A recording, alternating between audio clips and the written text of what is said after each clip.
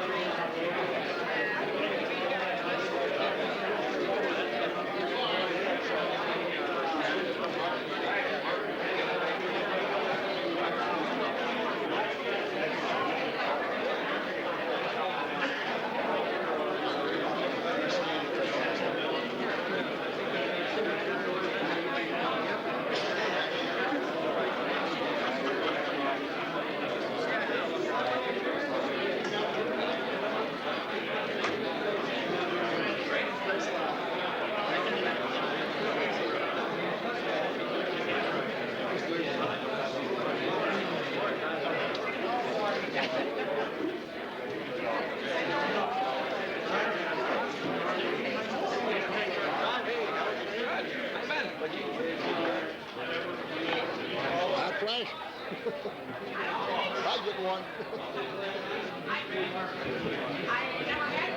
That's good. Well, get inside. Don't come through. Get in the house. Are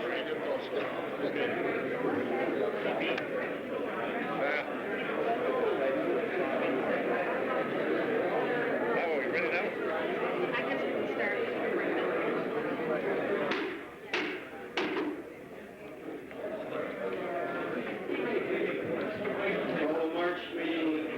Oswego County Legislature to order this time.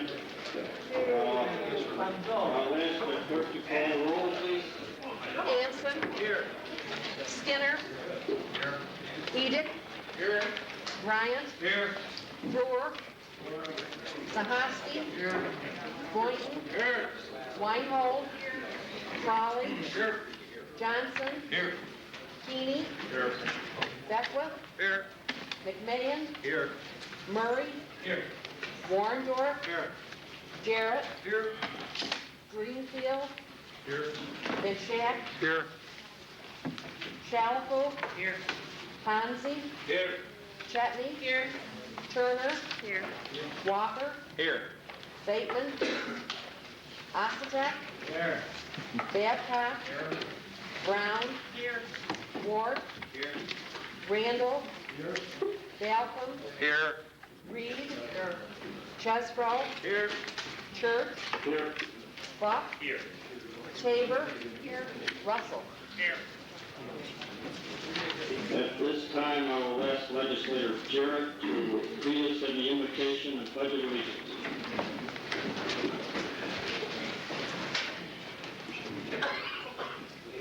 Dear Heavenly Father, please draw us close today and always. Warm our hearts with your grace, and knowing we are safe in your arms, we welcome the opportunities that this sometimes chaotic life presents. Clear our minds and our hearts so that we may serve you at our very best. And thank you, Lord, for Jesus and the promise of love and forgiveness that he gave all of us through the cross. Amen. I pledge allegiance to the flag of the United States of America and to the republic for which stands one nation, under God, indivisible, with liberty and justice for all. Mr. Chairman, I think it's great to see Bob Edick back, and I'm glad to have him back.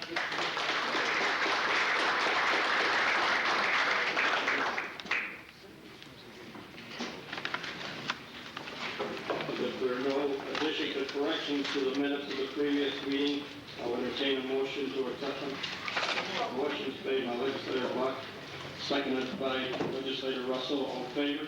Aye. Opposed? Motion is passed.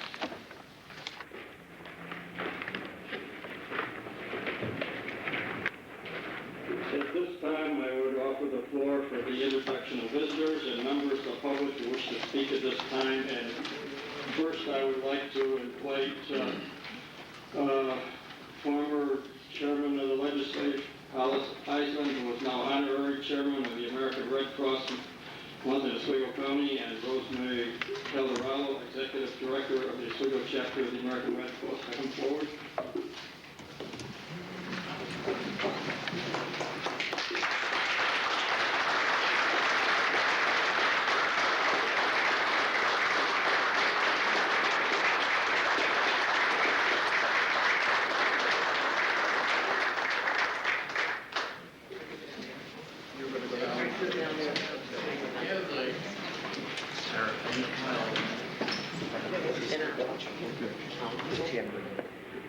Proclamation designating March 1995 as American Red Cross Month in Oswego County.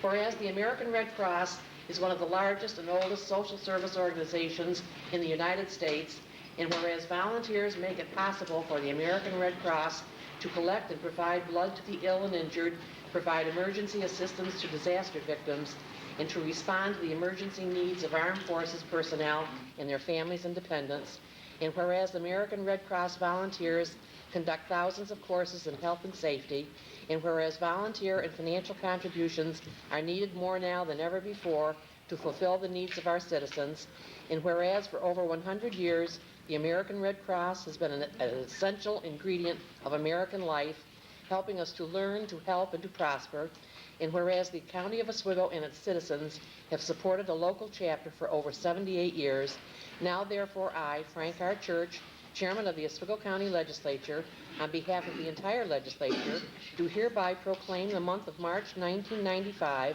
as American Red Cross Month in Oswego County, and I urge all residents of Oswego County to donate their time and resources to support American Red Cross activities, because when people need help, help can't wait. In witness whereof, I have hereunto set my hand officially and caused to be affixed the seal of the County of Oswego at Oswego, New York, on this the 9th day of March, 1995. Frank R. Church, Chairman of the Oswego County Legislature.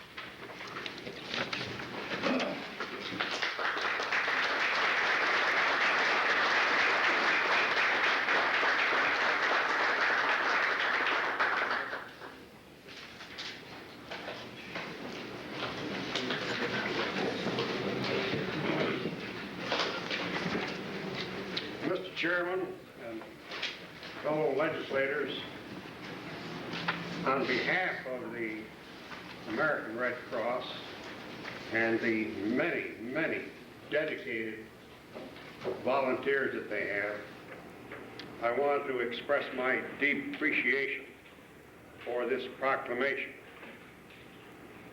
And as I listened to Mrs. Lincoln read this, whereas over 100 years, it made me think a little bit. And then she got down here where it said this was 78 years old in Oswego County. It reminded me that I was 10 years old when this Red Cross was established here in Oswego County. But I want to thank the legislators for this proclamation. Thank you.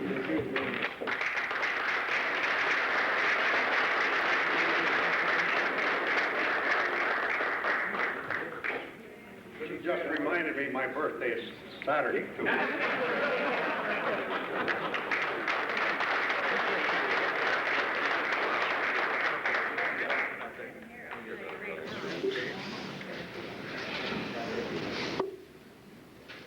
At this time, I would like to ask Legislator Helen Chetney if she will come forward with me.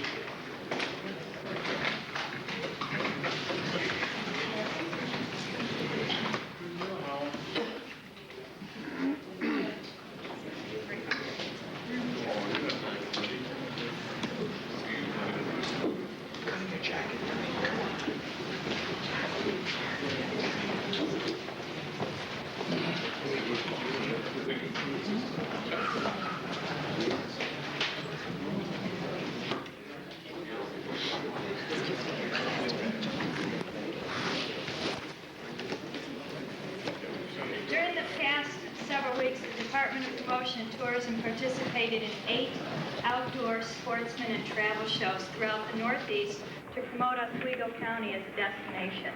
These shows featured hundreds of exhibitors from around the world and attract several 100,000 people looking for information about places to spend their vacation, fishing, hunting, boating, and sightseeing. The Harrisburg Sportsman Show alone attracts over 400,000 people each year. Travel shows are extremely effective part of our tourism program because of the massive exposure that Oswego County receives. The show in Springfield even had professional instructors teaching people how to fish on our Salmon River.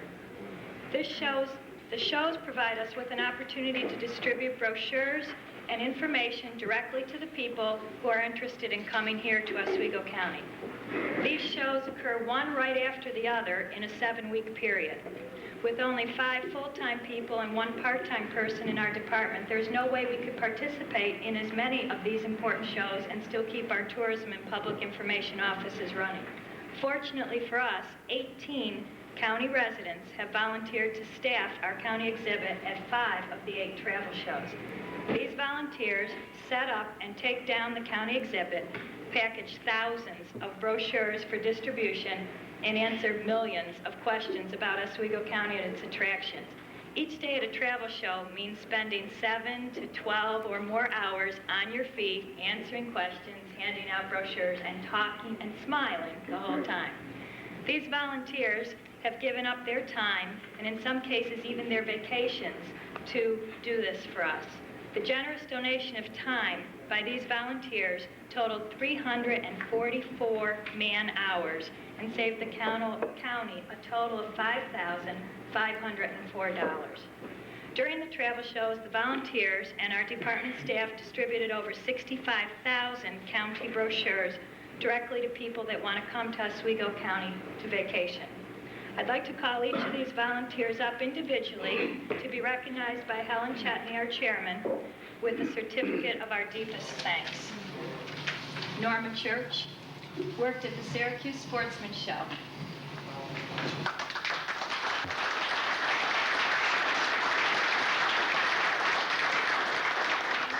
Volunteers could stay up here so we can take a group picture when we're finished. Fred Crisafulli also worked at the Syracuse Sportsman Show.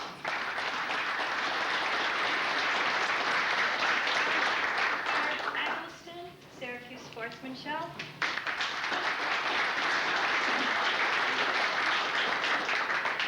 John Feck worked 3 days at the Buffalo Show, the AAA show in Syracuse, and the Syracuse Sportsman Show.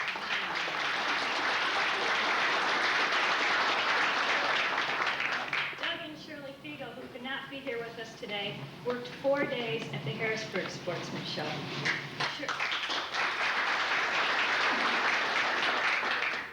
Richard Gunther worked at the Syracuse Sportsman Show.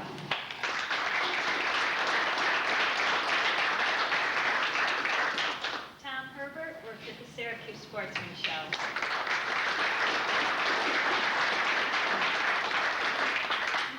Ernie Lantine worked 5 days at the Meadowlands Show.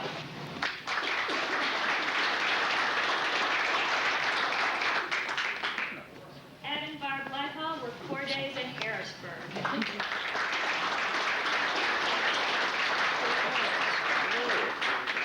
Ed is also the president of our Tourism Advisory Council.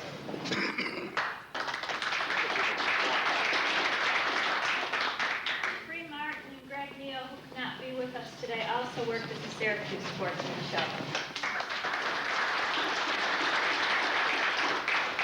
We went alphabetical, so last but not least, Tim Neckrits worked at the Syracuse Sportsman Show.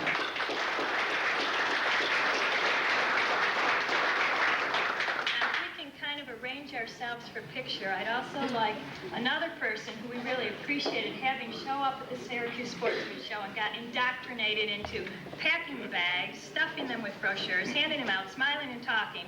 Frank Church, if you'll join us.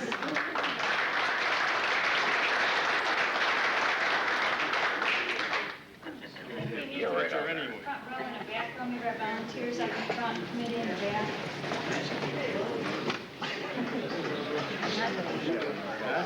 Why not?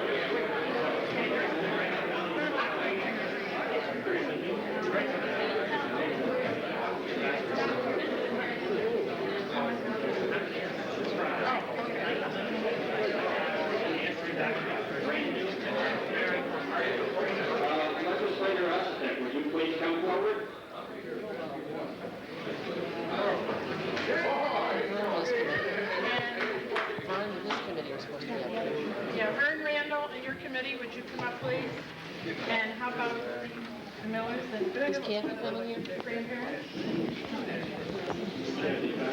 Kathy Fenelon? The committee, yes.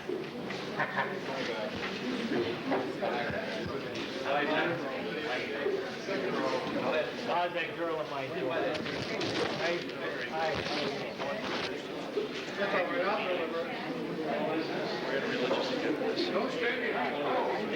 want you next to me.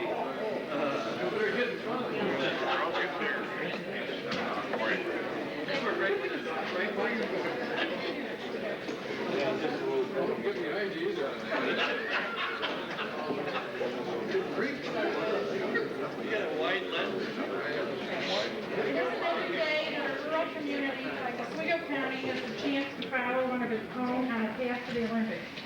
Many of you may remember when 4 years ago, legislator Jack Walsh introduced us to a little girl named Shelby Lyman. Shelby stood in front of us with her parents and grandparents as we watched her perform on videotape. I'm sure all of you who saw her that day knew she was destined to go a long way. Shelby and her parents and grandparents are as committed as ever to reaching the Olympics, and they've continued to make many sacrifices along the way. Their lives have been a whirlwind of training and traveling to competitions throughout the country. Last month, at the age of 13, Shelby placed 3rd overall in the novice ladies competition, and Shelby and her skating partner placed 4th in the pairs competition at the U.S. Figure Skating Championships in Providence. I'm very pleased to introduce today Shelby's grandparents, Howard Lyons and Santa and Chuck Miller.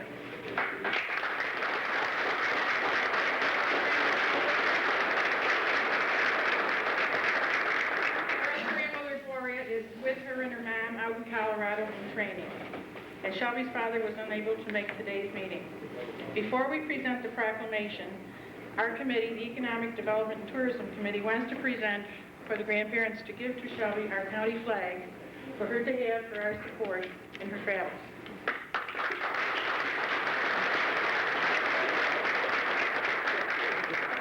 You may have something to say about her coming home. She'll be here the 18th of this month. Her and her partner are going to be putting on a show for the Oswego Figure Skating Club out at Romney Field. 2 o'clock Saturday afternoon. So I hope you all come out and watch it. You can get tickets there. The tickets will be at the door, or see any club member you can get tickets from. Proclamation? Yes. Proclamation in recognition of Shelby Lyons' achievements in figure skating competition. Whereas Oswego native Shelby Lyons has established herself as a rising star in the graceful sport and art of competitive figure skating by winning several regional and national titles, including earning 2 medals at her first United States Nationals competition. And whereas Shelby Lyons began skating at the age of 3, competing at the age of 5, and won her first regional title at the age of 9. And whereas through her dedication, responsibility, and commitment to her goals, Shelby Lyons has become a positive role model for young people and an inspiration for all people. And whereas in 1995, Shelby Lyons has already achieved the following titles in novice ladies freestyle competition: North Atlantic Regional Champion, Eastern Sectional Champion, and United States National Bronze Medalist. And whereas even though they have been only skating together for 8 months, Shelby Lyons and her partner Brian Wells won the Midwestern Senior Pairs Championship and became United States National Senior Pairs Pewter medalists. And whereas at age 13, Shelby Lyons' stunning achievements have placed her in the running for the 1998 Olympics in Nagano, Japan. And whereas training for the Olympics is an experience marked by exceptional hard work, commitment, personal sacrifice, and financial stresses, in regard to which Shelby Lyons' parents, Kevin and Debbie, have demonstrated extraordinary commitment and dedication to their daughter's talent and Olympic dream through such self-sacrificing actions as moving to Colorado, enduring long months of separation, and providing financial support estimated at $40,000 per year. Now therefore I, Frank R. Church, Chairman of the Oswego County Legislature, on behalf of the entire legislature, publicly congratulate Shelby Lyons for her remarkable and singular achievements in figure skating competition. And I urge all residents to lend their heartfelt support to Shelby and her family as she continues in her extraordinary road to the 1998 Olympics. In witness whereof, I have hereunto set my hand officially and caused to be affixed the seal of the County of Oswego at Oswego, New York, on this, the 9th day of March, 1995, Frank R. Church, Chairman of the Oswego County Legislature.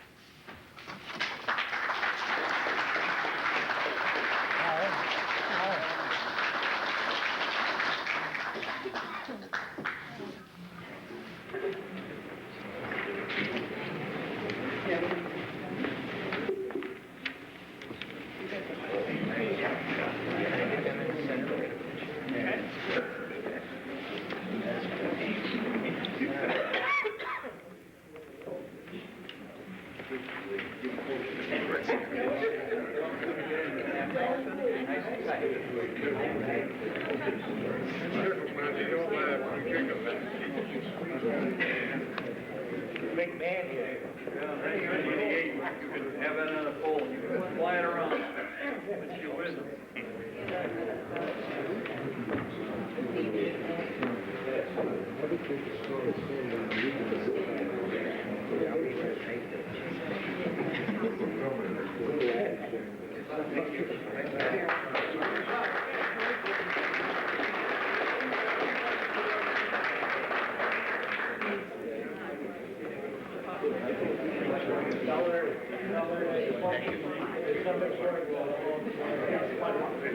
At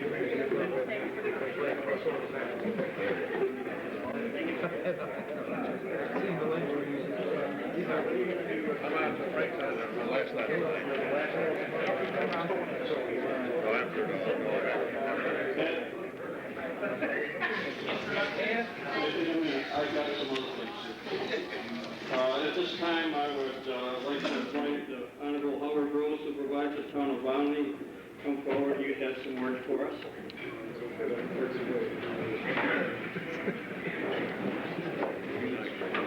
Be nice.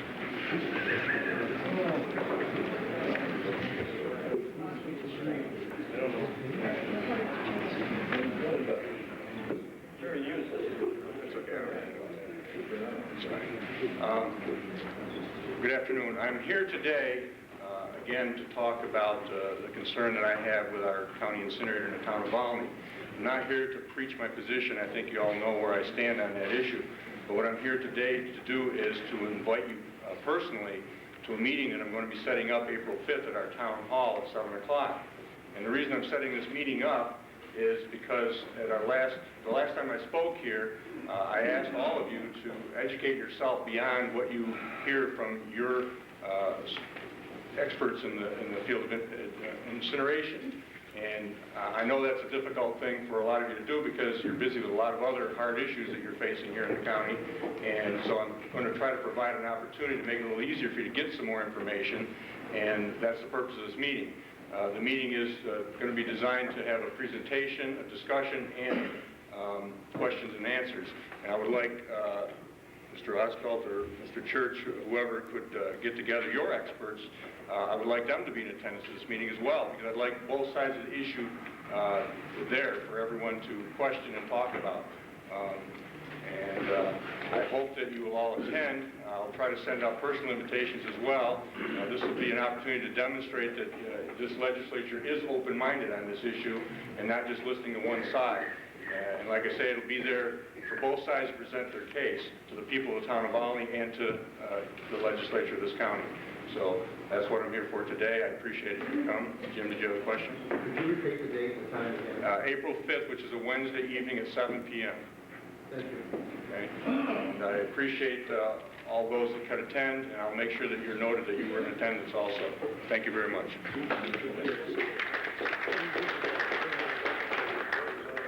Mr. Bill Lewis, Town Parish.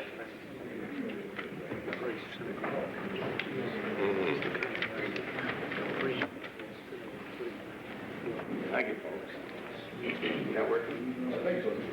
Turn it on. Just turn it on. There's a switch. It's on there. Other side. There's a switch right there. Yeah, that sounds better. Am I too loud? You never. Thank you. My name is Bill Bubis, and I am the spokesperson and the delivery agent today from the APW Parish Taxpayer Association. On behalf of the group, we feel that the legislators are always looking to make some kind of a tax increase, and we felt that we have some suggestions that possibly would relieve the average taxpayer and go to another entity where it can be afforded much easier.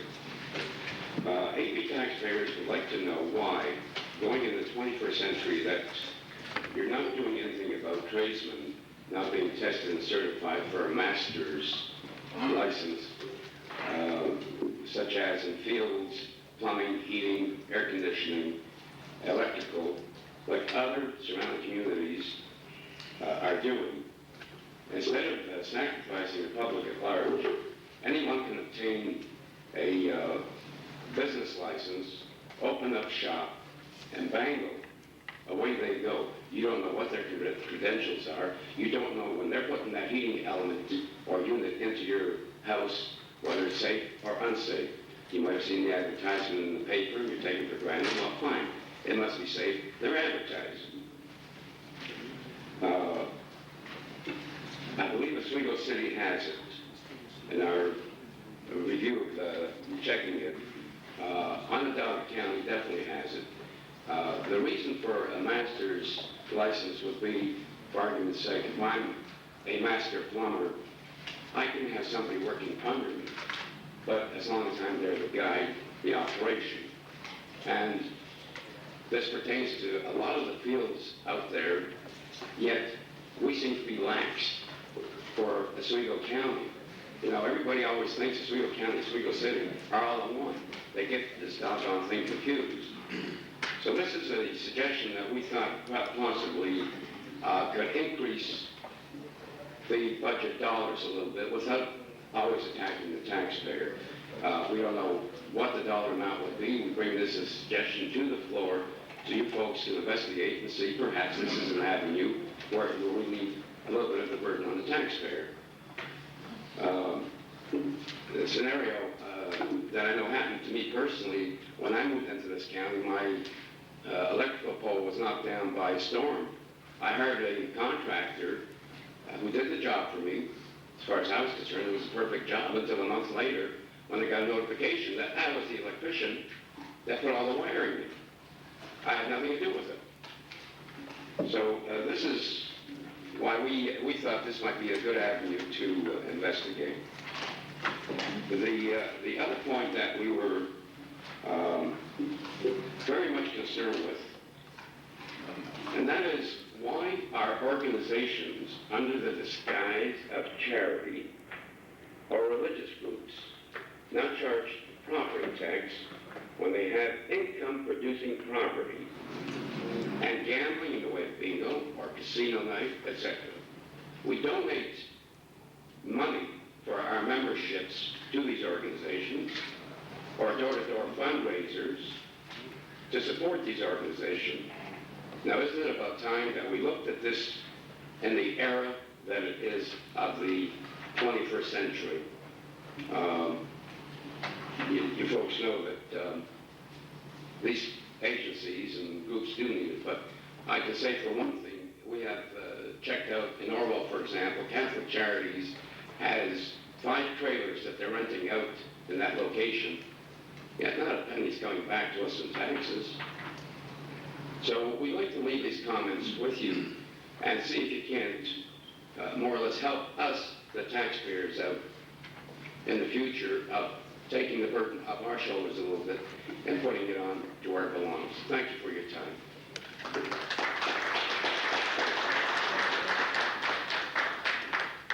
If there are no others who wish to speak, I would open the floor for the introduction of visitors. Legislator Russell. Mr. Chairman, I'd like to introduce my hardworking friends and constituents, Nikki Shirley Goffner again. Say welcome. Thank you. Legislator Blaine. Mr. Chairman, I'd like to introduce one of my constituents, a good Democrat and a good poker player, Don Kuhnweiler.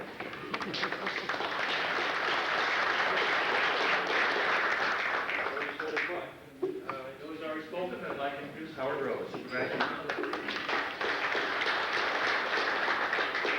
Legislator Van Shank. I'd like to introduce constituent Jack Simmons. Jack, if you will, we all know Jack.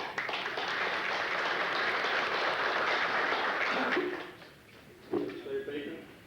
I'd like to introduce Joe Medio, Oswego City Chairman and 6th Ward resident.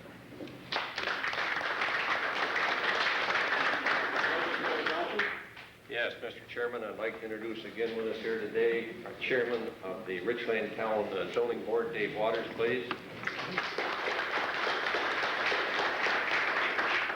And also, I'll puff this guy up a little bit. We have a dignitary with us here today, the Executive Director of the Greater Eastern Shore Pulaski Chamber of Commerce, Tom Herbert, please stand.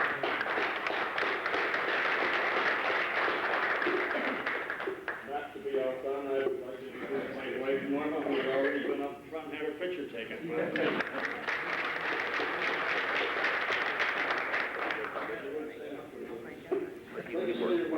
Yeah, I'd like to introduce John DeHollander, our Chairman of our Soil and Water for Oswego County.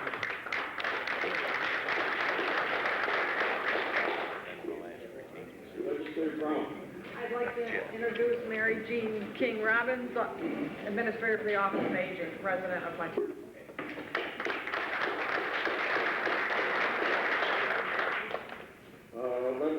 Central. I'd like to introduce once again Hollis Eisman, former chairman of the legislature.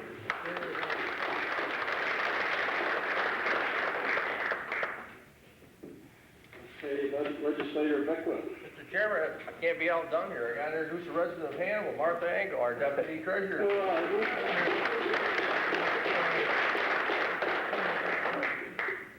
Anyone else?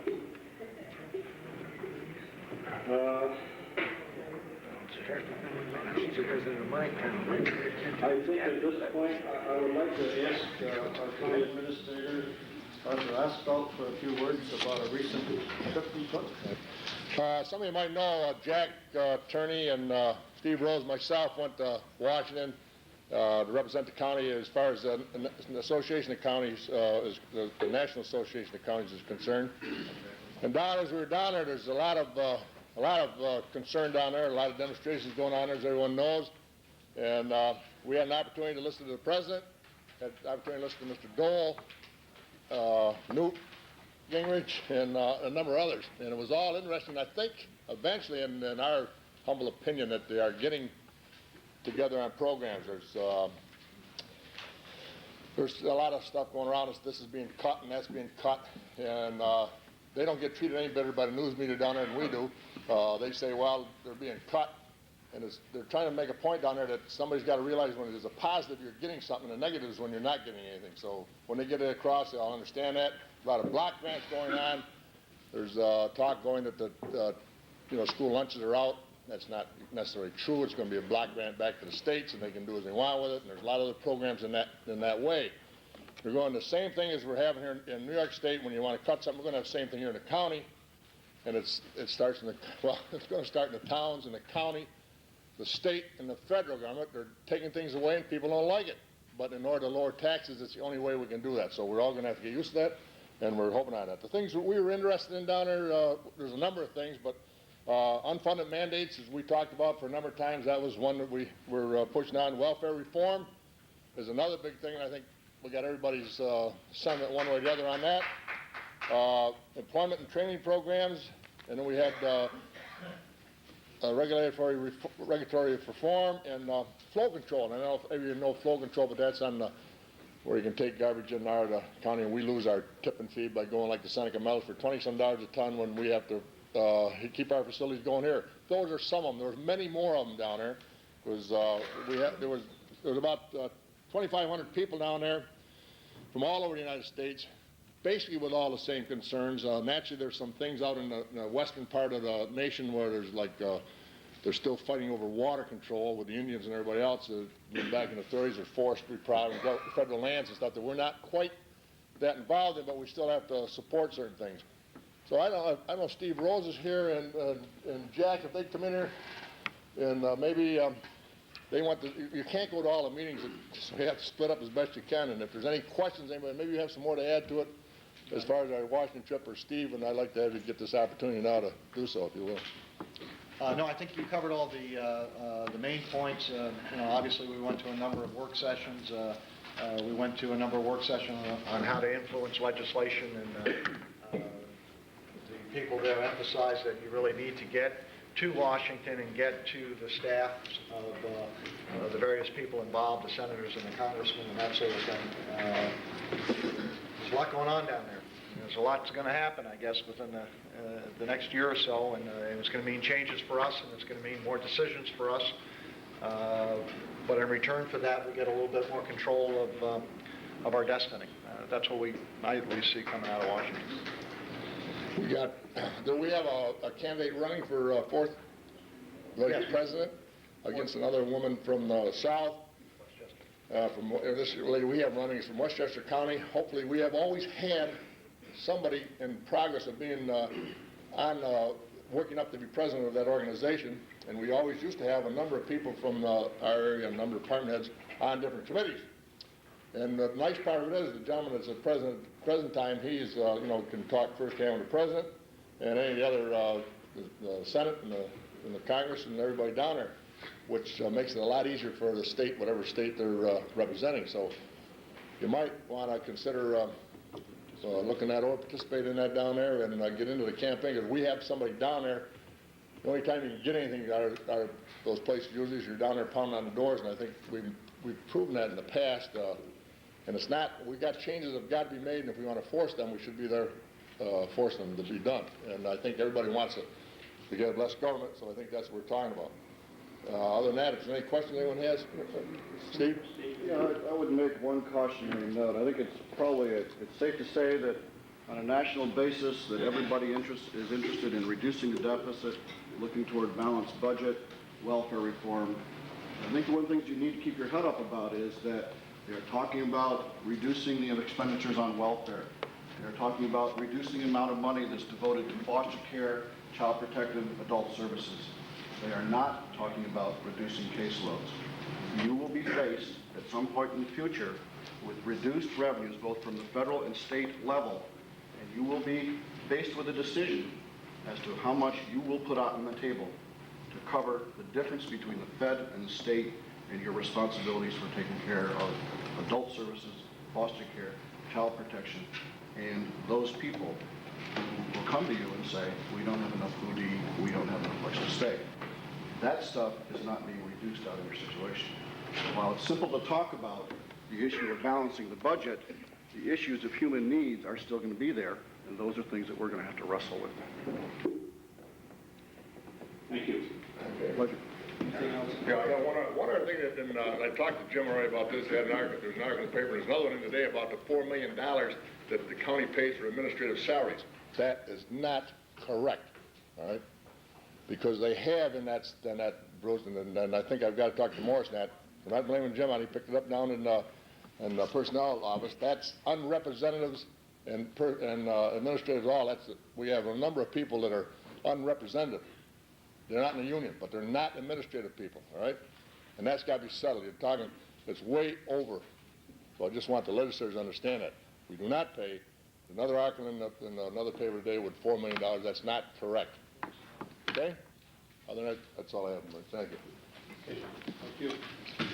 Under presentation of petitions, communications, and notices, I believe Legislator William Buck had something he would like to bring up before me.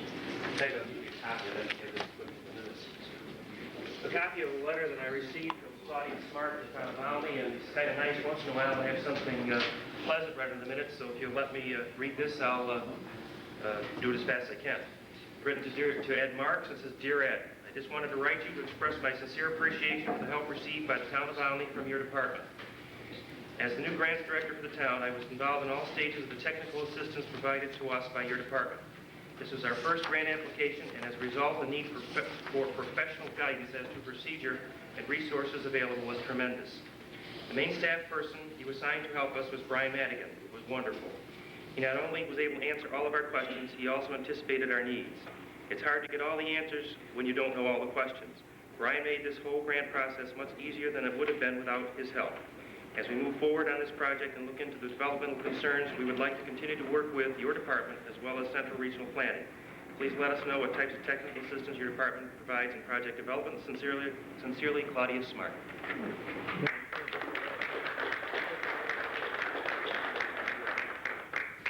Under reports of special committees, I would like to invite Director John D. Hollander of Soil and Water Department to come forward.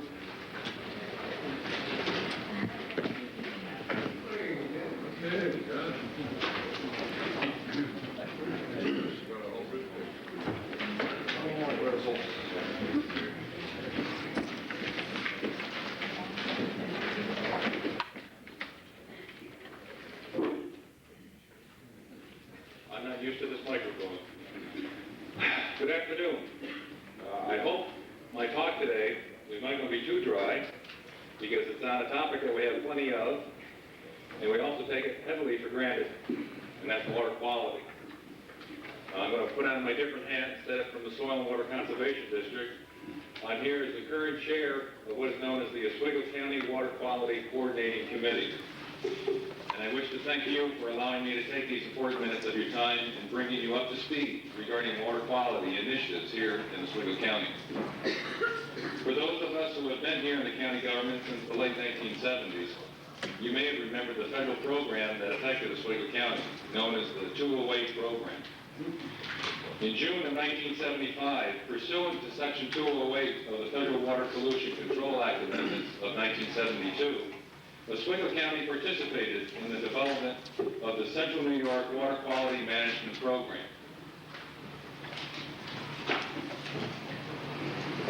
Very thick, large, multi-volume document that was created. The charge of this program was to identify existing and potential water quality problems, to project needs through 1995, and to develop an effective management program that will alleviate the identified problems and meet the potential needs. It is now 1995, and I believe that we are implementing an effective management program as identified 20 years ago. As a result of this federal program, the Oswego County Legislature formally established by resolution on November 9, 1978, the Temporary Water Resources Committee. And as its name implied, it was only temporary, but it served its purpose well. During this period of time throughout the United States, emphasis was shifting towards non-point sources of pollution versus point sources of pollution as the main culprit impacting our surface water bodies pertaining to water quality. The late 1980s saw the passage of the Water Quality Act by the federal government, requiring that individual states to prepare a non-point source management program. By 1990, New York State had completed their program, and this is their document, establishing a more coordinated approach in addressing its water resources, with more than 1,300 water bodies segments being affected by non-point sources of pollution. In the eyes of the federal government, New York's non-point source management program was uniquely established, recognizing the needs of local governments and allowing a more coordinated approach in determining water quality priorities at the local level. What developed at the local level out of the state program is what is known here as the Oswego County Water Quality Coordinating Committee. And all the other counties throughout the state have created similar organizational methods in response to the control of non-point sources of pollution. The county's Water Quality Coordinating Committee's purpose is to enhance and improve the effectiveness of efforts to protect or improve water quality in the county. The committee's mission is to incorporate local agencies' expertise and guidance in resolving water quality issues by formally coordinating or pulling together individual agency actions into an overall strategy. Today, in front of you on your desks, you will find the 1995 status report of the Oswego County Water Quality Coordinating Committee's strategy. This report represents the past 2.5 years of work by this committee in not only developing a water quality strategy, but also implementing many of its identified tasks towards improving the water resources in Oswego County. This status report provides you with a chronological setting of the various initiatives that have directed us to where we are today. There is also a brief statement about the committee itself, its membership, and its function. But most importantly, this report lists the accomplishments that have occurred since the development of the Water Quality Strategy in 1992. The Oswego County Water Quality Strategy has recently undergone a scrutinized revision by all its members. Being a dynamic document as it is, revisions will continuously be made, reflecting the most current level of need in addressing water quality. This will assure others that efforts are always underway in making life here in Oswego County healthier and more enjoyable. Within the next month, we hope to be sending out to each of you the latest revised version of the water quality strategy. It's just hot off the laser printer, but hopefully by next session you will have a copy of it. And before I close today, I wish to publicly acknowledge the hardworking individuals who represent the many locally based agencies that make up the Water Quality Coordinating Committee. May I please direct your attention to the back of the room. As I recognize each individual by name, please stand and remain standing until all the members are recognized. And please hold any applause until all of the committee are recognized. Representing the County Department of Planning and Community Development, Karen Noyes. Representing the County Health Department, Michelle Benton. She was unable to be here today. Representing the Cooperative Extension Association of Oswego County, Nancy Hoffman. Representing the County Environmental Management Council, Brian McLennan. Representing the USDA Natural Resources Conservation Service, David Kitchie. And I don't believe he's here today either. And of course, representing the Soil and Water Conservation District, that's myself. And as chair of this committee, I want to thank you for your efforts, visions, and hopeful continued service on this committee.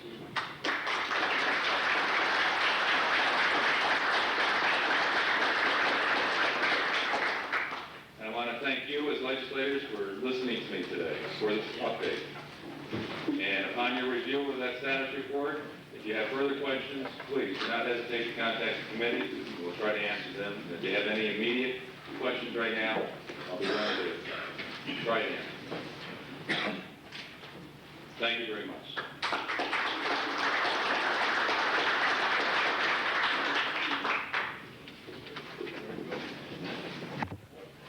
At this time, I would like to read a County of Oswego proclamation dated March 14, 1995, as Be Your Best Day.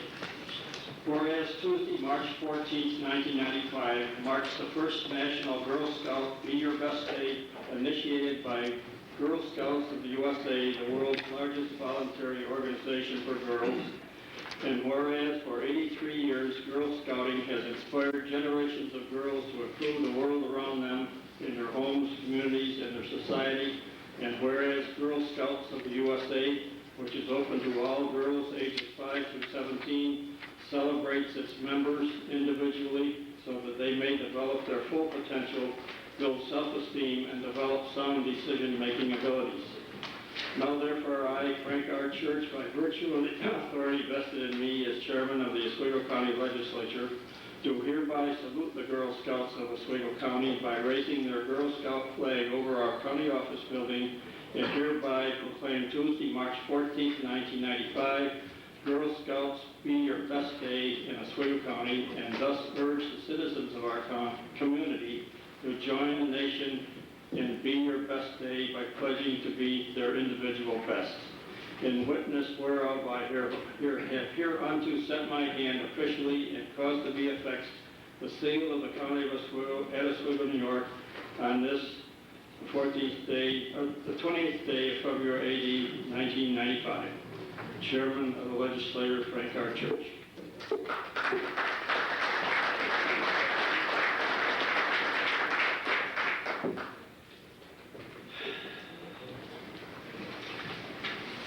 At this time, I would like to call on our county treasurer, William Rouse, under the reports of town and county officials, to come forward and make a report.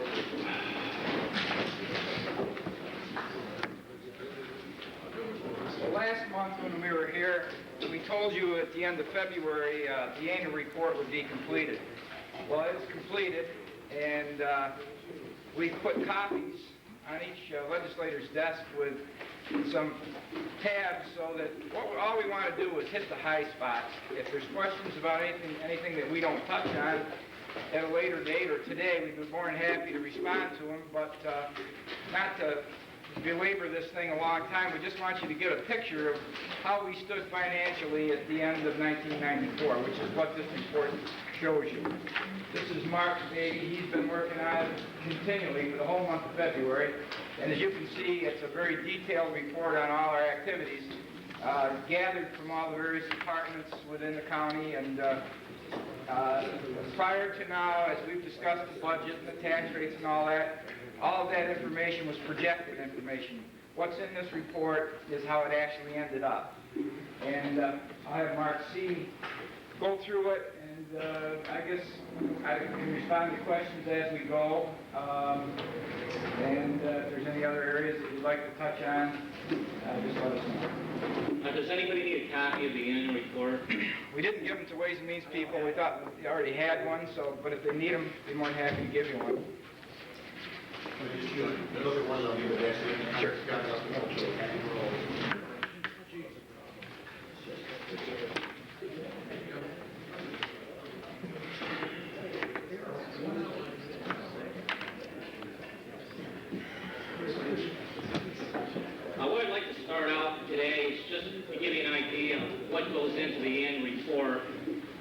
160 pages long. But what really goes in here is I kind of calculated out how many transactions occur during the year to come up with these numbers. The total for the year between vouchers, invoices, checks we process, cash receipts we take in, journal entries, and so forth, totaled close to 188,000 transactions that occur. That's around 3,600 transactions per week that we're processing in the Treasurer's office to come up with these numbers. And at the end of the year, we do various entries according to generally accepted accounting principles to come up with these numbers. The first page I would like to direct your attention to is not page 5, but page 8. Let's start out with page 8. And on that page, we might as well talk about the fund balance. Now, there's two portions to the fund balance. The appropriated fund balance is what was approved for the 1995 budget to offset and lower the taxes to be raised. That's $9,216,379. The amount that's unappropriated and unreserved is the second number there, the $9,329,818. Now, what I'd like to do is during our projections during the year that the Treasurer's Office brought to Ways and Means, the last couple, we were projecting a fund balance of $17,694,221. We actually came up with $18,546,197, or an additional amount of $851,976. And the main reason for that, in our projections during the year, we were projecting the DSS shortfall to be around $2.5 million. In actuality, at the end of the year, it was only $1.5 million. And the reason why it's hard to project the DSS shortfall, the DSS people, is because they're right now, like the MMIS lag factor is over 2 months. Matter of fact, they did not even get us the lag factor. There's a detailed calculation until the middle of February. That was one of my last entries to book into the system. So it's really hard to do, so it's a piece of good news. Okay? The next page, let's go to 54. And what that is, what I wanted to touch base here is the county road budget. Now, the two items I want you to key in on is the snow removal services. And what that is that's the amount of money we receive from the state for plowing their roads.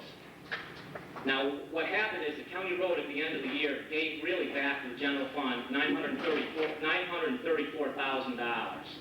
And it's made up of two figures. The additional amount we received for snow removal from the state, or will be receiving from the state, I should say, was $583,000 more than was in the budget. And the reason that is, it's a complicated formula based on a 3-year projection. That's sent into the state, it's calculated out, and we receive it in installments. And since last winter was a very harsh year, we got more than the projected budget, so that's a piece of good news.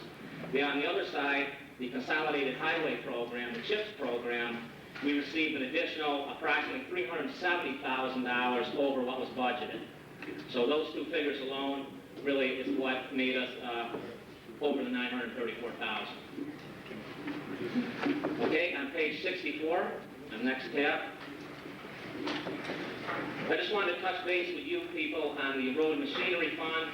Last year, in our 1993 audit report, we were written up for having a negative $500,000 deficit fund balance in this fund. The legislature took it upon themselves to fund that $500,000 as we did earlier in 1994. And I just wanted to let you know that that's all cleared up and we're back to zero the way we should be. On page 81,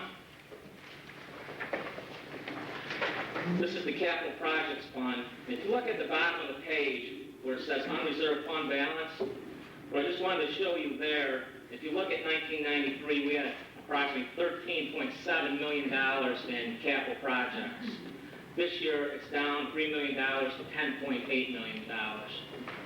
So it's just showing you that we are, we're using up the money that were in those projects. What I'm doing here, I'm touching the highlights of some of the questions that we receive in the Treasurer's Office on a regular basis. Yes, Shirley. One question. These are in accounts, and I assume they're in interest-bearing accounts?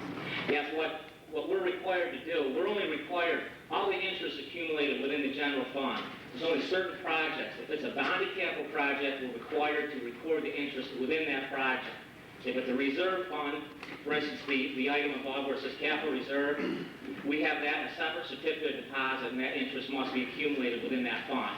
Otherwise, any addition, any cash that is unappropriated is all accumulated within the general fund and budgeted for in the treasurer's department. Balances always stay the same on these unless you use it or add to it, but not through interest, except for the one.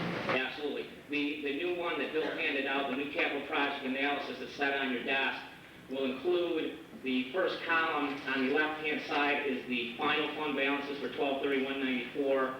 The receipts of what was really in the budget, there's not many receipts so far, the additional budgeted items, the expenditures, and the fund balance as up to date. That's right up to date. The next page is 91. This is the Angel Machado Nursing Home. That's called an enterprise fund. These figures here have already been audited. What we have done, we require through our auditing firm, they're required to be audited separately, to have this done by February 15th so I can include audited figures here. And I wanted to touch on a couple important items. If you look at the retained earnings on the bottom of the page there, last year we had retained earnings of $332,430. It's gone down to $240,410. So we had a loss, a book loss of $92,020. But what doesn't show there is that we've always had a county contribution for the workers' compensation cost at the facility.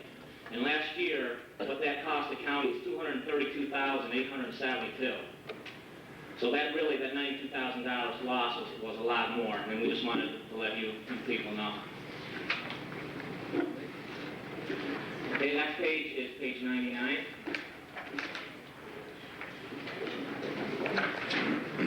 This is the self-insurance fund, and this is made up of two things. It's the self-insurance for a health insurance program and self-insurance for a workers' compensation fund.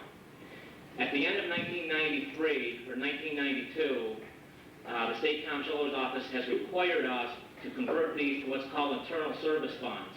And what that means is that we have to treat this like any other private business. We have to accrue all the expenses and show all the payables within this fund. So what we had to do is we got written up at the end of 1993 for having a deficit fund balance. And what the cause of that is that we had to accrue the actuarial value of what it would cost us for workers' compensation cases if we ended today. And that cost, as of 12/31/1994, was $3.4 million. And that's done by a separate consulting agency who runs our workers' compensation program. So you can imagine what a $3.4 million hit would be on a fund balance. It's just amazing. So what it is right now, we had it written up we had $1.5 million deficit fund balance in workers' compensation. This year, the administration has taken the position that we're going to fund that over a couple of years because we're required to fund that actuarial value. This year it's down to $637,000, and I project it will probably be down to zero by the end of 1995. The health insurance fund balance is approximately $3,366,000. And what that is used for is that's used to pay future outstanding claims and any contingent liabilities that we may have. And we're required to do that. There's a specific formula that personnel can get into, but we're required to match a certain amount of the union's contribution. So that's something we can't monkey with. I believe it's around 10% is that the overall that the management people, the co-op, the public works, and the sheriff contribute. So in the union contract, if we're saying that, okay, you union employees are going to contribute 10%, 20%, whatever, the county has to match that other 80%. And when the union comes to negotiate, they want to make sure that the county has put that money in there and that those percentages are right. Okay? Now, if you turn to page 146, just want to touch briefly in the middle of the page. It says tax collection performance. At the end of 12/31/94, we collected 93.58% of our taxes. And that's a pretty consistent figure. We collect 94, 95, 96% each and every year, and that's pretty darn good considering. And the thing that people don't realize is, well, what happened to the other 6%? Last year we collected $1,857,000 in interest and penalties on the uncollected taxes that we didn't get. So, you know, they're outstanding, but we are collecting the revenue for it, and that's budgeted item. Okay? Mark? Yes. What is the civil defense and workman's compensation? We have to add this to our tax levy in order to spread it across the various towns. So we do a workers' compensation budget, a self-insurance budget, which we're required to report to the state comptroller's office each year. And so then we add what we're going to be raised by taxes for that workers' compensation, and we add it to the tax levy. It's spread to the various towns based on a complicated allocation formula. Thank you. Well, okay. Mark, I just have one question. This is from my head.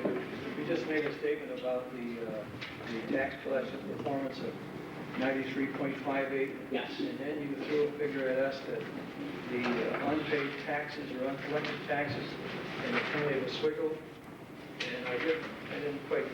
Well, the figure I was saying, I just wanted to say the revenue that we collected last year for penalties and interest were $1,857,000. So that's additional revenue. So we did collect. Yes. Taxes and penalties? No, that's just the penalties and interest. That's penalties and interest alone. So better we can earn better there than if we had it in the bank. That's for sure. Now what I want to touch on, I want to go to the notes of the financial statements, which if you go to your next tab, it's page 9 of the notes.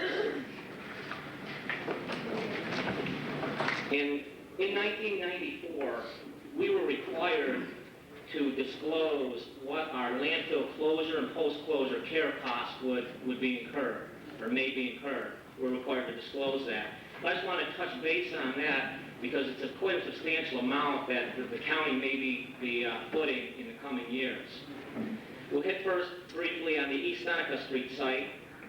These studies were done by our outside engineers, Barton and Judas, and these are their best cost estimates. On the East Seneca Street site, they figure $1.5 million will have to be used in 1995 using self-help approach. Now, if we had contracted out, of course, it's going to be a lot more. At the Bownley Silk Road landfill, which is more of a concern to us, they project that in 1995, if they have to recap the side slopes, it would be $3.75 million. And what the federal government is doing to us right now is that they're going to require the counties to fund this. They're going to actually require us to put that away for future years. And right now the EPA are fighting that, put it off for a year delay, so we're going to be hearing more from this in the near future. At the Bristol Hill landfill, there is no capping schedule for 1995. I guess we have enough space in there. In 1996, they approximate the cost to be around $300,000. So I just want to touch base on that with you. Okay, then on page 14 of the notes, I wanted to talk to you about the New York State retirement system. Probably some of you have heard that 1990, New York State tried to do something fancy with projection unit method, and well, makes a long story short, they went to court. They considered that illegal. Now we've got to go back to the old method we were doing back in 1989. So what they're doing is that it's going to cost the counties more money. So what they said is we're going to spread that out over a number of years until in 1998 you're going to be going back to the full aggregate method that's going to cost the county like it did, I believe it was maybe $3 million back in 89 or 88 or something like that. What I project, I just wanted to give you some numbers. Last year, the salary subject of New York State retirement for the county was $32 million. In 1995, the 1.5% will be approximately cost the county $500,000. In 1996, probably about $1.1 million. In 1997, $1.6 million. And then in 1998, who knows?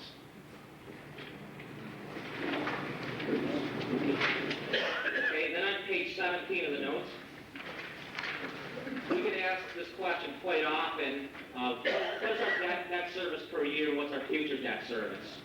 And here is just it's a handy schedule for you people to look at. What we put down is right from 1995 to final payment 2012, what our debt service is per year, both principal, interest, and the total amount.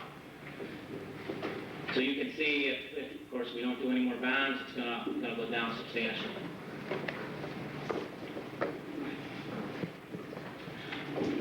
Yes. Me? Yeah. No, I just want to thank you and Bill for this report. I got one more. Now I want to go back to page 5.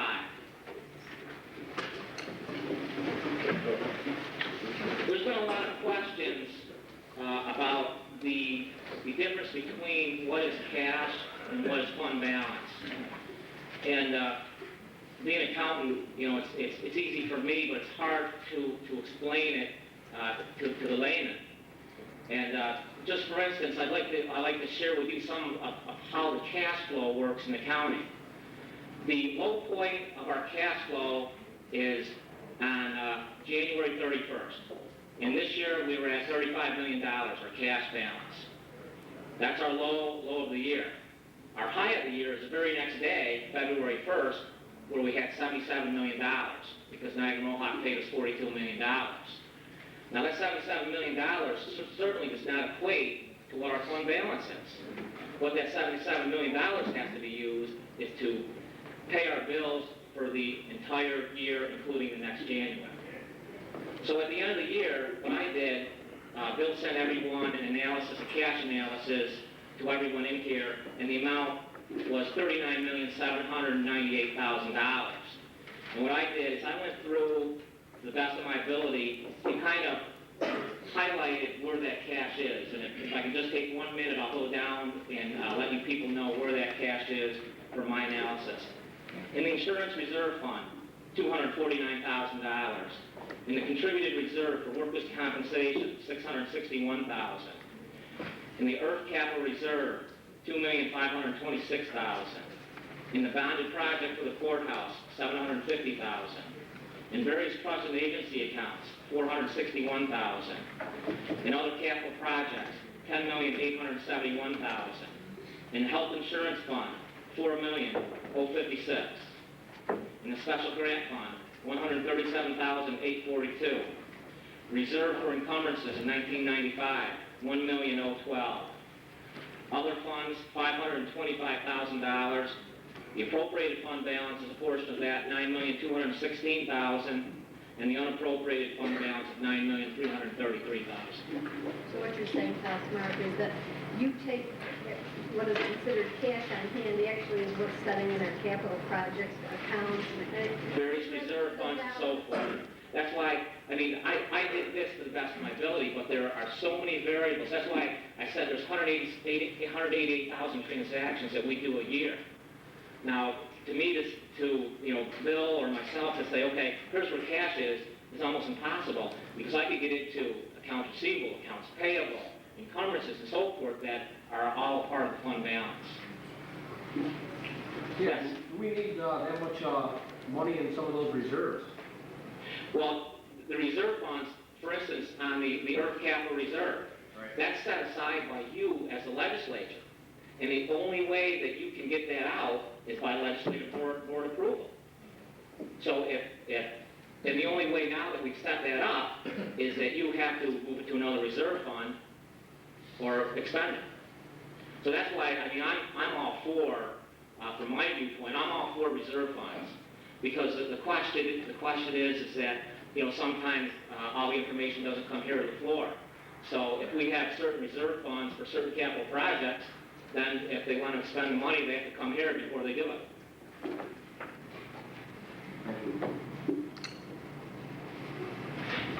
The last thing I wanted to say is that we now have on our computer system 6 years worth of data, where I can go back to 1989, the beginning of 1989, and I can pull any voucher, any receipt that anybody wants. So all that data is there for us to make analysis, either through revenue, expenditures, or anything that you need. And Bill and I certainly welcome anybody to come down at any time, and we'll be happy to walk you through it. Yes, Jim. I want to thank you for this report. You went through it in Ways and Means. It was very helpful. And also Ways and Means, I thank you for the information that you sent out, the cash flow information that you were talking about. And I want to publicly thank you here because it was very helpful. And I would hope in the future we can see more like that. Because that lets us as legislators know what's going on. I appreciate it. Just wanted to touch on that, on the cash flow information. Are there any questions that, I sent 2 reports out that I thought would be helpful. I mean, some of the information that was requested of me doesn't exist. But I thought those 2 reports reflected what the intent of the question was, I guess. And I just wondered if there were any questions about the 2 reports. The other thing I wanted to point out, if you noticed on the daily report, the one that was dated February 27th, all of the cash that we are allowed to invest is invested. We have a concentration account, which includes the 4 biggest demand accounts that we have. When I say the biggest, I mean the ones with the largest balances in it. And that concentration account is swept and invested every day. So we make the deposit, we write the check, and then at the end of the day, if the check hasn't been demanded for payment on it, that money is swept and reinvested for another day. So you'll see on the second page that in some cases there's more money invested than we have. And that's because, as far as we're concerned, we wrote the check. As far as the bank's concerned, the money's still there because it hasn't been presented for payment. So I thought there might be a question of why we had more invested than we had. It's a mirror. I have a question on your Oswego County cash balances. I'm going down referring to Rochester, New York Muni. That's not a mutual fund, is it? No. Municipal. It's municipal bond fund. Okay. It's not a fund, it's a bond. It's a bond. We're working out of a money market fund, in other words, like your everyday account would be a money market fund where you can write checks on, but also draw anything on it. Similar to that. I mean, it's, Yeah. Well, actually, what happens is the balance in the concentration account is invested in a repurchase agreement every day. Yeah, we had some of those. I think it's an excellent idea. Thank you very much, Mark.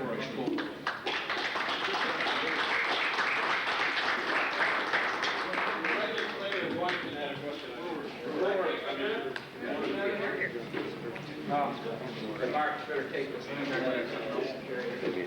I want to present this to Mr. Brown.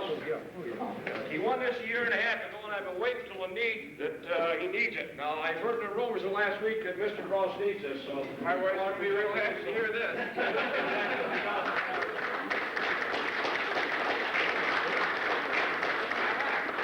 Clear up what he said. I'm going to be a grandfather next fall.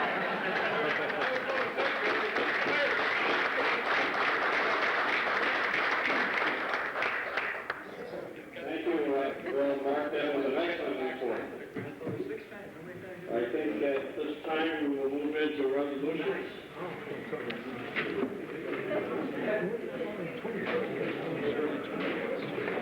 Shirley, Legislator Turner. Can you open a window? It's very warm.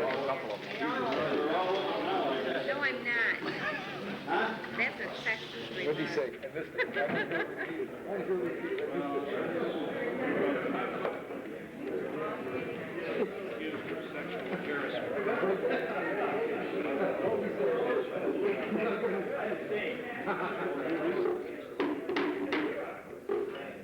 The first resolution is by Legislator Beckwith. Chairman, I offer this following resolution and I urge its adoption. Please read the heading. Resolution authorizing the execution and delivery of deeds of property sold by the Oswego County Legislature, titles to which were acquired by the tax sales of 1974 through 1990. Is there any discussion on this resolution? If not, all in favor? Aye. Opposed? Resolution is adopted.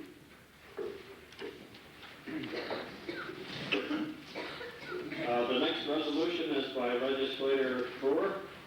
Now, the following Resolution in urgent time. Ask the clerk to read the heading. Resolution authorizing chairman of the county legislature to execute contract relative to transfer of highway. Any discussion? Legislator McMahon. Can somebody explain a little bit about the roads, the mileage, are they equal mileage, are they equal roads, or? I can explain it, is that right here, the mileage on it is just about the same, within a tenth of a mile possibly. And one mile road is a dead end now that the county owns, and the other road's a well-traveled road, so we thought in all fairness on the committee that we trade these two off, and it would be better for the town, better for the county. One is a lot more accessible. Sounds good, let's move it. Legislator Bateman, Same question. Is there any further discussion? Not all in favor? Aye. Opposed? Resolution is adopted.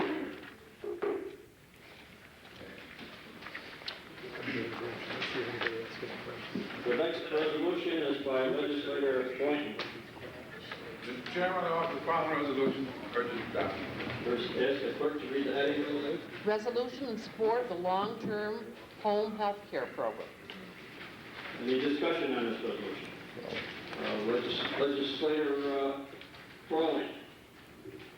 Mr. Chairman, I think somebody ought to get the governor on the phone and give him a little instruction of how penny wise and pound foolish some of these things that come out of his mouth are. The cost of home health care and the cost of nursing home care are so much different. And I hope that he realizes that there isn't a county in this state that could afford to put all these people that are now being tended with home care into a nursing home. And I hope he knows that, and I would hope he's not listening to the wrong people. We do a roll call on this. Yes, Legislator Taylor, do you have a question? Well, with going to NISAC, and I somewhat agree with that, the fact that a lot of these decisions are made from the downstate area. These home health cares, in some aspects, they're paying $100,000 a year for one recipient where they can place them in a nursing home. But we utilize up here to keep our people out of nursing homes. They're driven by union scale down there, and in some instances have people staying 24 hours a day in a recipient's home. So in all fairness, per se, to some of the requests by Pataki, but I think they should subdivide it between a rural area and an inner city area, because we certainly aren't using our dollars the way they are down in Westchester and further down. That's what this says, isn't it? I haven't read it. Any further discussion? Legislator Manshak. I'm just going to suggest to Legislator McMahon, if there's no problem with it, ask for the votes and have the no votes recorded. Does essentially the same thing you want. It's just to save, because I'm assuming that there'll be all one side or the other. If there's no Roll call was asked to be taken out. No, I just asked him just to save time, that's all. So if he doesn't want Are to... are you agreeable with that, or would you want a roll call vote? Just accept the no votes. Well, let's have a vote. All right. Roll call vote before. All you have to do is record the no votes. Anson, Yes. Skinner, Edick, Bryant, Absolutely, yes. Brewer, Yes. Sahaski, Yes. Boynton, Yes. Weinhold, Frawley, Yes. Johnson, Yes. Keeney, Yes. Beckwith, Yes. McMahon, Yes. Murray, Yes. Warrendorf, Yes. Jarrett, Yes. Greenfield, Yes. Fenchak, Yes. Shalfo, Yes. Hansi, Yes. Chetney, Yes. Turner, Yes. Walker, Yes. Bateman, Yes. Ostatek, Yes. Babcock, Brown, Yes. Ward, Yes. Randall, Balcom, Yes. Reed, Yes. Chesbro, Yes. Church, Yes. Buck, Yes. Tabor, Yes. Russell. Yes. You know, you gotta realize those cave dwellers march to a different beat down. Is that a Yeah, New York City cave dwellers. George service with Kaiser New Result of the roll call, nobody voted no for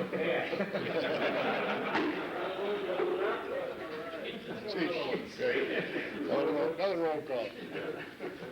We'll go on to our next resolution. Number 4 is by legislator Carl Anson. Mr. Chairman, I offer this resolution and urge its adoption. Ask the clerk to read the heading. Resolution authorizing budgetary modification, Board of Elections. Is there any discussion on this resolution? Not all in favor? Aye. Opposed? Resolution is adopted. Next resolution is by legislator Vernon Randall. Ask the clerk to read the heading. Resolution authorizing budgetary modification, Office for the Aging. Is there any discussion on this resolution? If not, all in favor? Aye. Opposed? Resolution is adopted. Next resolution is by legislator Fay Reed. Mr. Chairman, I offer this resolution and ask for its adoption. I'll ask the clerk to read the heading. Resolution authorizing budgetary modification, Department of Social Services. Any discussion on this resolution? If not, all in favor? Aye. Opposed? Resolution is adopted.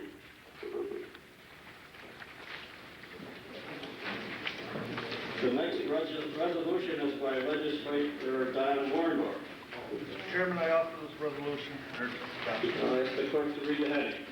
Resolution authorizing agreement for services to be provided to the Central New York Regional Planning and Development Board under the statewide Water Quality Management Program. Is there any discussion on this resolution? If not, all in favor? Aye. Opposed? Resolution is adopted.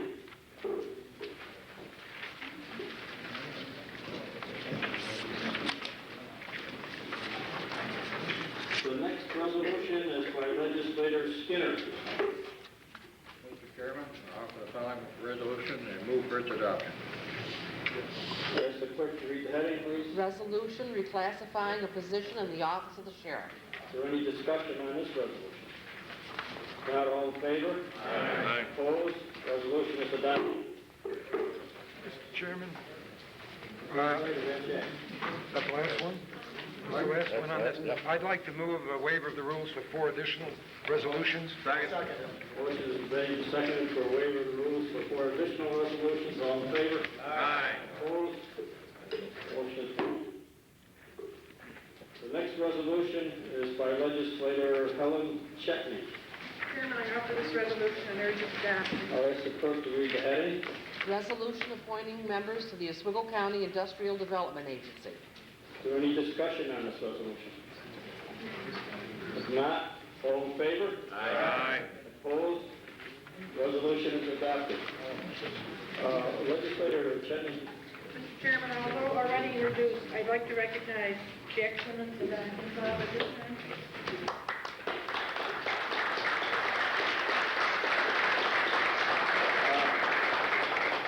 Jack, would you like to say a few words? Just so everybody can hear better.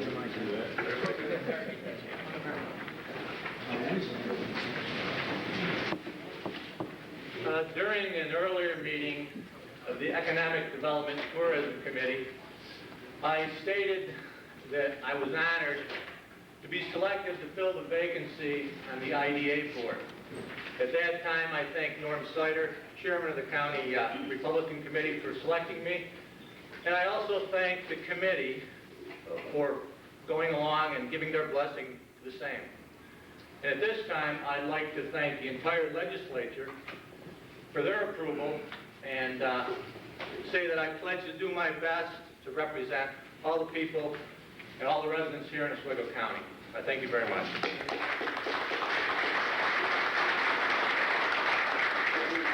Mr. Kunstweiler, would you like to say a few words?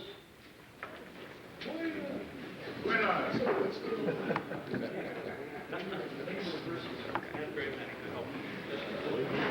Contrary to what Floyd says, he takes all of my money.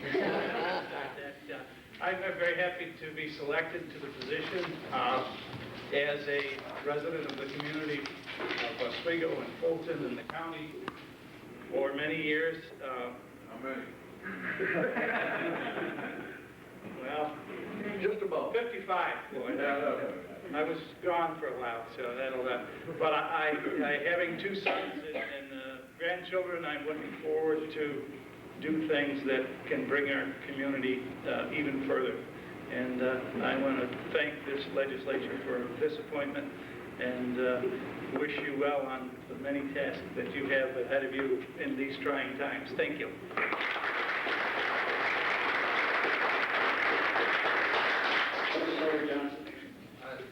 Just note of clarification, I'd like to know, Mr. Chairman, how is the appointment process on the positions, or for any position, for the IDA? For the IDA process, Yeah, how does that work? appointed by this body, How about the nomination or selection process? comes through the Economic Development Tourism Committee. That committee would do that. Does anybody bring somebody to that committee, or? Can be, yeah. Okay, thank you. This process, you want to know how these two names came? Sure.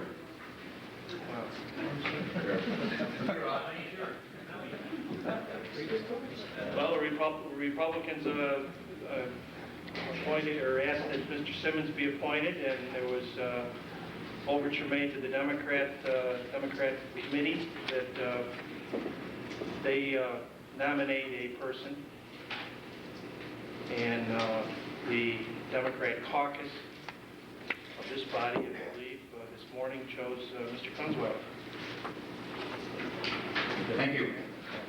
Actually, he was chosen previously, but he was just endorsed fully after meeting. Legislator McMahon.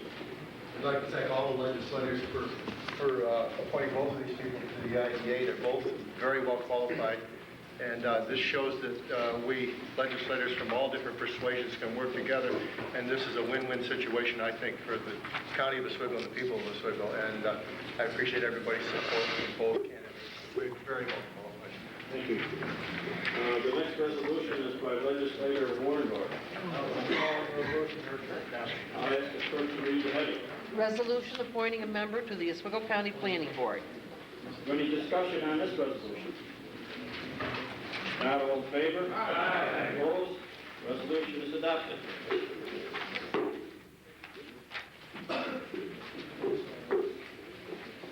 The next resolution is by legislator Brown.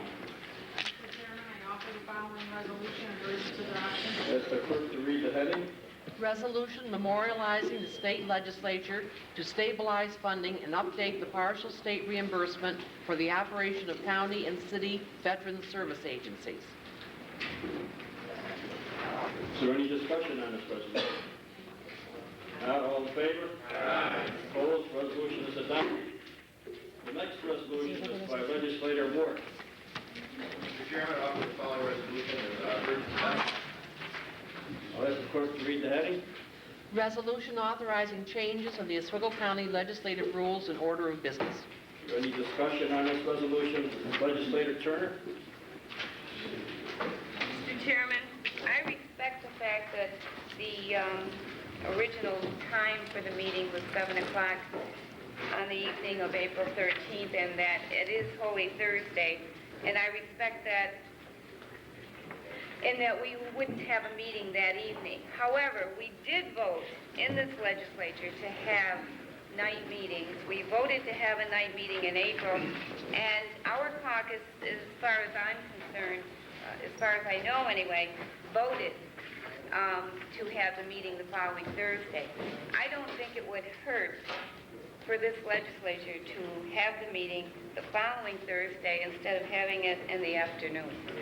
We have already set a month for having a night meeting, and I would like to make a motion now that we change this date to April 20th at 7 p.m. Second that. Second that. And I'd like to roll call. Made and seconded to amend this resolution to have that meeting on Thursday evening. April, the following Thursday. April 20th.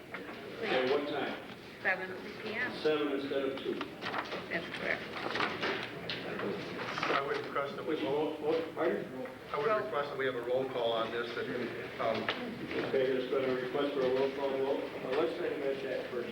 Apparently then, if I understand it, the Democrat caucus is taking this position that it has to be that particular evening meeting.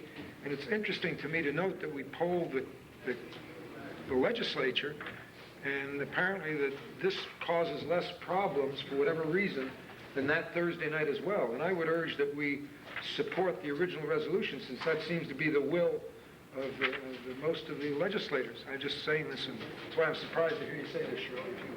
What month, Herb, would you want to substitute for that April, May meeting?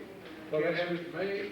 Well, 10th of May is your, we went through this, I'd rather turn it down, but Thursday in May is the county, the kids come in, and that's the problem with an evening meeting there. But if you want to have another night, there's something else if you want to, but for this one, you're going against the will, if you so desire.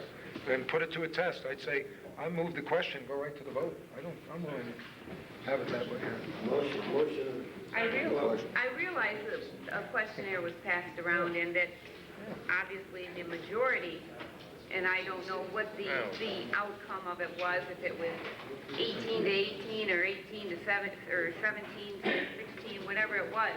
But the point that I'm trying to make is that we voted to have night meetings so that we could offer the public a right, an opportunity to be here. The public, most people have to work. I realize a lot of people are retired, but the taxpayers, the people that want to be here, can't be here because they're working. And I think that we should allow them that opportunity. We did that by offering them night meetings.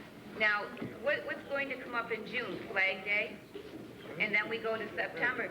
So we'll do away with all the night meetings this year, right?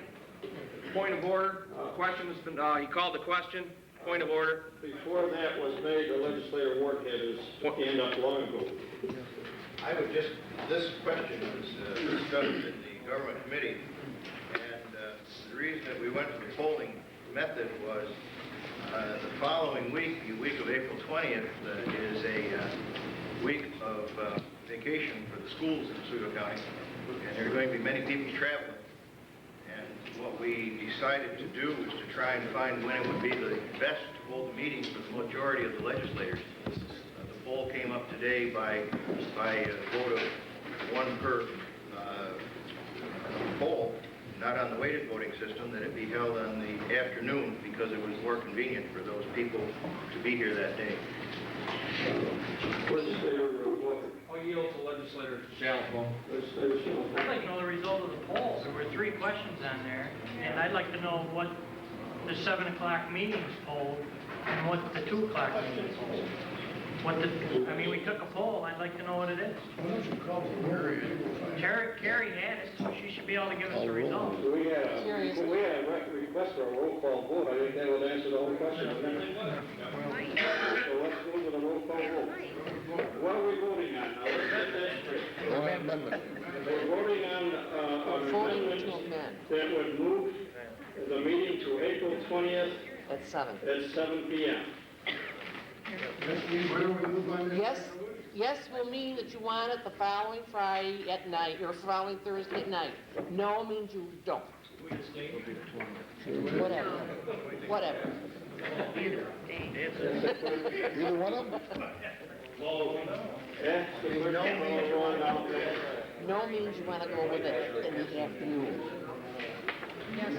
Yes means you want it at night the following week. Okay. No, could the chairman please read the amendment or the attorney? Amendment, you're just amending the resolution so that the April meeting is on April 20th at 7 p.m.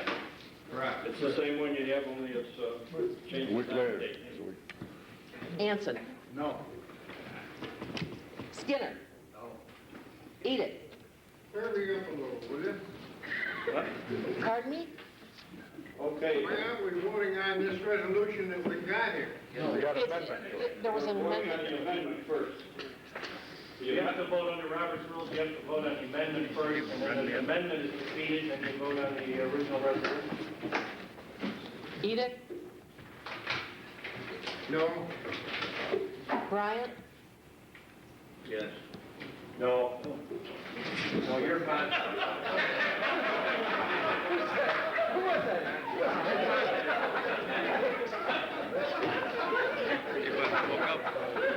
You vote for Ponzi. Brewer? No. Zahosky? No. Boynton? No. Weinhold? Frawley? Yes. Johnson? Yes. Feeney? No. Beckwith? Yes. McMahon? Yes. Murray? No. Warrendorf? No. Jarrett? Greenfield? Yes. Vershak? No. Shalafo? No. Ponzi? Yes.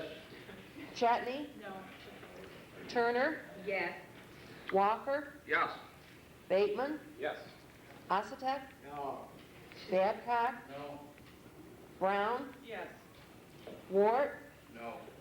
Randall? No. Malcolm? No. Reed? No. Chesbro? No. Church? No. Buck? No. Tabor? Tabor? I don't care. Yeah, I'm staying because I don't care one way or another. It can't be. Well, is it a yes or no? Stay. Oh. Russell? No.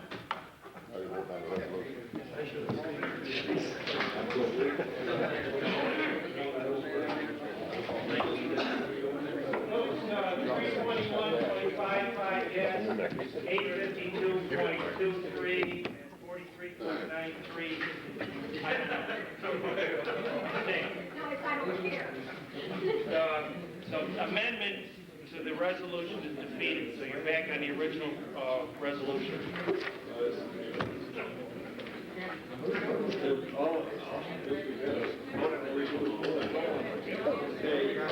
all in favor of the resolution number 12? Aye. Opposed? Resolution is adopted. I'm opposed.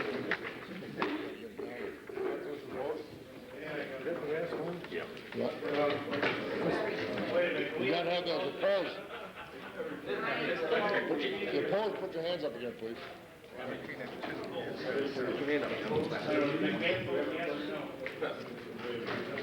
the original, he'd probably vote no, but I want to speak for him.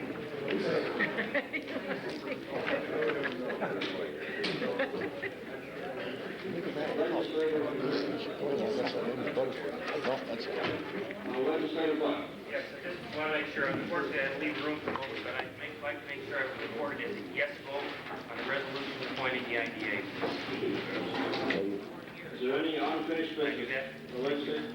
Well, did you have a question? No, I just want to move to executive session, but I'll do that. Are there any other announcements that need to be made first? Any other unfinished business, miscellaneous business? Rick? Legislative Walker? Yes, look, I've had quite a few calls on people watching us on television, and I'm getting a good response. And I'd like to know whether I got to go to government or promotion and tourism. It was brought up before last year to have ourselves pay to have somebody here, or if we can do it in-house. So we have files on that we can go back and look at, have our own library of video recordings. It's been brought back once before. I don't think we ever got a response. And I would like to make a motion that we do it in-house and get the proper personnel to operate it so we have it ourselves. The people think that we're doing it, and we're not. I think that has to go to a committee. Well, it's been back to committees, and nobody's getting back to us on it. And, you know, they say that there's no need for it. I believe there is a need for it. The city of Oswego does it, and I believe the county should be doing it, showing it all around, and so we have our own library to go back to and look at the tapes for when we need to. Legislative Chair. Mr. Chairman, I don't intend to debate the issue on the floor. I'm sure you're relieved with that. I'd like to make one point. If the people want to see this on TV, apparently they are seeing it on TV. It's not costing the taxpayer now. I will not support an effort to put it on the taxpayer's shoulders when it doesn't have to. Second that. Legislative Walker. Well, saying that the taxpayers shouldn't take care of this, but we're taking care of meals now for chairman, county administrator, and his executive. So we're talking about the same amount of money. We're talking pennies. Whoa. Whether it's $40 or $50 a meeting, we're talking. The legislator, the chairman gets $20,000. I'm sure he can, which is about $10,000 more dollars than us we get a year. I'm sure if he goes somewhere, he can afford to have his meal paid for out of his own money. And you know, we're talking pennies to do this, and now we're arguing about having, looking into video recording. Legislative work, Chairman of the Government. I would just like to respond to two parts of the question, I guess. Number one is the cost of the videotaping. That would be an additional expense to the county. The issue that's referred to as reimbursement for meals is not an additional cost to the county. That was already appropriated in the budget.